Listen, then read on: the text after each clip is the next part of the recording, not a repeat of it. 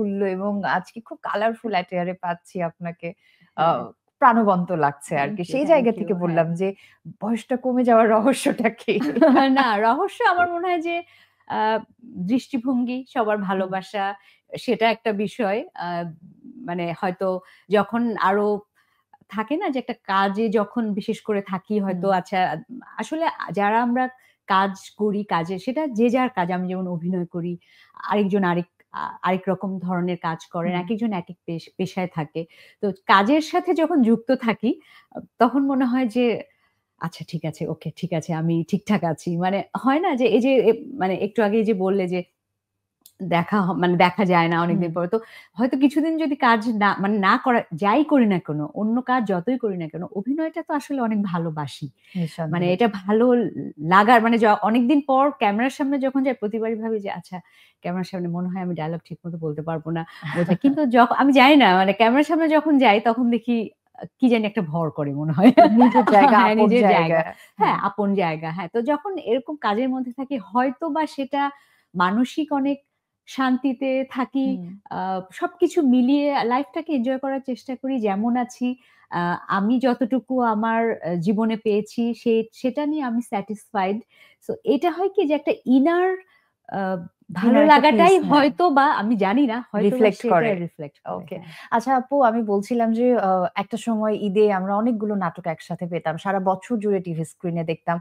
কোন নাটকের কথা খুব বেশি মনে পড়ে? কোন বললে ভুল হবে? কোন? থাকে না যে অনেক কাজের মধ্যেও কিছু কাজ তো নিজের মনেই দাগ কেটে থাকে।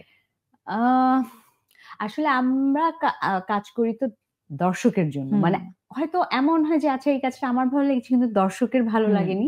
সেটা মানে সেটার থেকে যেটা দর্শকের ভালো লাগে সেই কাজটার কথাই কিন্তু বেশি হুম। মনে থাকে আ বা ভালো লাগে। এরকম আসলে অনেক কাজই আছে যে খুব ভালো মানে আলাদা করে কোনটার কথা বলব? থাকে না যে যখন একজন শিল্পীকে আ অভিনয় শিল্পী যখন তার নাম ছাপিয়ে হুম, আ চরিত্রের নামে যখন তাকে ডাকা হয় বা হুম, দর্শক বলে, ওইগুলা কিন্তু তার মানে কি? মানে এটা তার অনেক ভালো লাগার একটা জায়গা। তো এরকম নিঃসন্দেহে। অসংখ্য ক্যারেক্টার আমার আছে। হুম, তার মধ্যে ললিতা আছে, স্বপ্নচূড়া একটা হুম, নাটক ছিল যেটাতে অ্যাওয়ার্ড পেয়েছিলাম। ওটার যে অপর্ণা একটা ক্যারেক্টার আছে। আর হাউসফুল অবশ্য আমার নাম শিমুই ছিল। তো এই এরকম আসলে আমি ২-৩ টা নাম বলে অন্য হুম। কাজগুলাকে ছোট করতে চাই না। কিন্তু সবগুলোই হ্যাঁ, স্পেশাল, তবুও হ্যাঁ, কিছু মানে কাজ যে এরকম থাকে, হ্যাঁ, যে হ্যাঁ। যেমন দেখা যাচ্ছে এরকম আমি কোথাও এমন আছে আমি দেশের বাইরে গেছি। আমার মনে আছে একবার আমি লন্ডনে শুটিং এ গেছি। আমি টাওয়ার ব্রিজে শুটিং করছিলাম। তো ওখানে তো অনেক বাঙালি। গাড়ি দিয়ে যাচ্ছে ওখানে তো দাঁড়াতে পারছে না। তো ওখান থেকে চিৎকার করে আমার ক্যারেক্টারের নাম ধরে যাচ্ছে। সম্ভবত ললিতা বোধহয় এরকম। হ্যাঁ, যে এই ললিতা, ললিতা ওটা আমার জন্য খুবই ইন্টারেস্টিং হুম। একটা আচ্ছা ভালো ললিতা, লাগার। যেখানে আপনি হুম, নাম ভূমিকায় অভিনয় করেছেন এবং হুম, আ আমি যদি পার্টিকুলারলি বলি যে নারী শিল্পী হিসেবে এই সুযোগটা কিন্তু আমাদের দেশের পার্সপেক্টিভ এ কমই আসে। যে উইমেন সেন্ট্রিক একটা চরিত্র ফুটে তোলার সুযোগ পাওয়া। তো নাটকে যেরকম দাপটের সাথে কাজ করেছেন, আমরা সেই সবচেয়ে ব্যস্ত সময়টাতে চলচ্চিত্রে কেন শুধুমাত্র ব্যাচেলর এ একবারই পেলাম?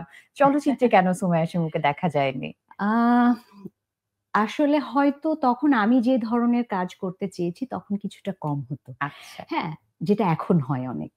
ঠিক আছে? হয়তো এই কারণে আমি যে ধরনের কাজ করতে চাই সে কারণের আ সেই ধরনের কাজ তখন কম হতো দেখে এজন্য আ হয়তো কম করা হয়েছে। তার মানে এখন চলচ্চিত্রে পাবার সম্ভাবনা আছে।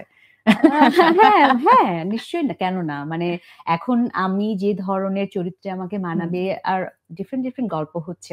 অনেক সুন্দর গল্প হচ্ছে। তো ওই ধরনের কাজে যদি সবকিছু মিলিয়ে উম আ মানে মিলে যায় নিশ্চয়ই হুম। কেন না?